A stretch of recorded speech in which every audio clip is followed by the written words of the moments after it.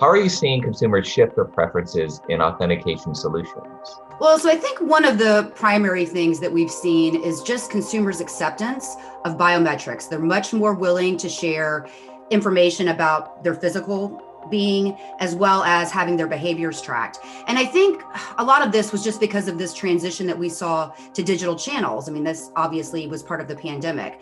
Some of the reports I've heard have said that the transition to digital channels was accelerated by anywhere from 5 to 10 years. Consumers are showing increased interest in the use of biometrics for authentication. They understand that biometrics authentication is more secure than traditional passwords, even one-time passcodes.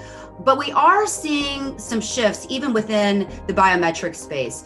So consumers across the board realize that biometrics are more secure, but their perception of the effectiveness of certain biometrics did change from 2019 to 2020. And Javelin believes that's a direct result of the pandemic. In fact, the overall perceived effectiveness of facial recognition and iris scanning was above 60%. And for the first time, we saw consumers' perceived effectiveness of voice biometrics hit the 50% mark. Consumers will be much more accustomed to biometrics. In fact, we already see that. We're at the tipping point now, and they're going to expect biometrics to be used. So this will be everything from palm scanning, fingerprint scanning, voice recognition, even their behaviors being tracked, the keystrokes, the devices they use, the times of day that they call in, all of these things in tandem will be used collectively to authenticate them, and they will expect it. And they'll lean toward institutions that use this stronger biometrics authentication in a layered approach. It's a perfect time for financial institutions to take advantage of the fact that consumers trust biometrics,